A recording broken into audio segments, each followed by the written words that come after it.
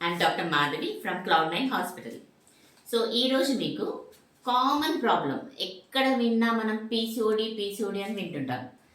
13-year-old గర్ల్కి వస్తుంది, 20-year-old అన్మ్యారీడ్కి, 30-year-old infertility పేషెంట్స్కి, ఎవరికైనా పీసీఓడి కనబడుతుంది. So what is this? దీన్ని ఎందుకు వస్తుంది? కొన్ని మెడికల్గా తెలుసుకుందాం. మొదటిది ఏంటంటే, నార్మల్గా ఆడవాళ్ళకి ప్రతి నెల ఒక్క అండం విడుదలవుతుంది, ఎగ్ అందం. ఒకసారి రైట్ ఓవరీ నుంచి, ఒక నెల లెఫ్ట్ ఓవరీ నుంచి విడుదలవుతుంది. అది ఫర్టిలైజ్ అయినప్పుడు ప్రెగ్నెన్సీ వస్తుంది. అయితే ఈ పీసీఓడి వాళ్ళకి అది కాకుండా పనికిరాని 10 ఎగ్స్ ఉంటాయి. ఎందుకలా? బికాస్ వాళ్ళ హార్మోన్స్, ఆడవాళ్ళ హార్మోన్స్ ఏంటి? ఈస్ట్రోజన్, ప్రొజెస్ట్రోజన్, కొంచెం టెస్టోస్టెరాన్ కూడా ఉంటుంది ఆడవాళ్ళలో. ఇవన్నీ అప్సైడ్ డౌన్ అయ్యి వాళ్ళకి కరెక్ట్గా నెల నెల ఎగ్ ఫామ్ అవ్వదు. ఫామ్ అయినా కూడా కరెక్ట్ సైజ్కి చేరదు. చిన్న చిన్న ఎగ్స్ అయ్యి అవి అలానే విడుదల అవ్వకుండా ఓవరీస్లోనే మిగిలిపోయి పాలీసిస్టిక్ అంటే చాలా సిస్ట్ లాంటి ఓవరీ తయారవుతుంది. ప్లస్ ఈ ఓవరీ ఏం చేస్తుంది? నార్మల్ హార్మోన్స్ తయారు చేయదు. కాబట్టి నార్మల్ పీరియడ్ రాదు వీళ్ళకి సాధారణంగా. సెకండ్, టెస్టోస్టెరాన్ ఎక్కువ అవుతుంది వీళ్ళకి. దాంతో వాళ్ళకి ఇక్కడ హెయిర్ రావడము, కొంచెం హెయిర్ లాస్ అవ్వడము, ఒబేసిటీ, బెల్లీ ఫ్యాట్, ఇక్కడ బ్లాకిష్ అవ్వడము, అకాంథోసిస్ నిగ్రికన్స్, ఇవన్నీ పీసీఓడి లక్షణాలు ఉంటాయి. మేము డాక్టర్స్ ఇట్లా పీసీఓడి పేషెంట్ నడుచుకుంటూ వస్తే we can easily recognise them. అలా ఉంటాయి టిపికల్గా కొంతమందికి. థర్డ్ పాయింట్, ఓవ్యులేషన్ ఉండదు కాబట్టి వాళ్ళకి ప్రెగ్నెన్సీ రాదు.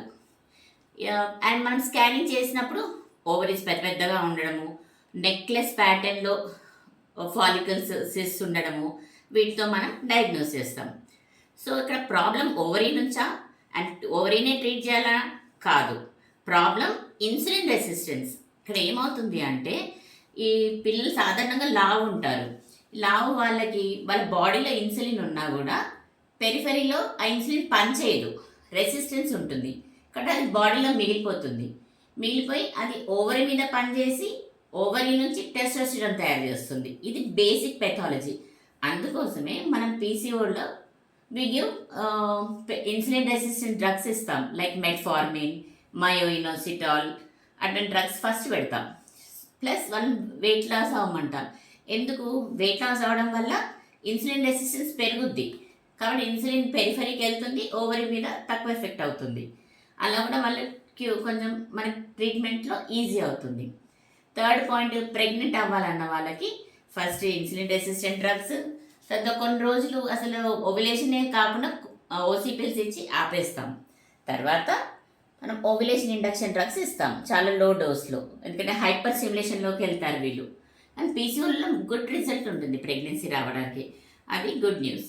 సో ఈ మెటబాలిక్ డిజార్డర్ పీసీఓడి వాళ్ళు ఫ్యూచర్లో కూడా కార్డియోవాస్కులర్, హైపర్ టెన్షన్, డయాబెటిక్కి లోన్ అవుతారు.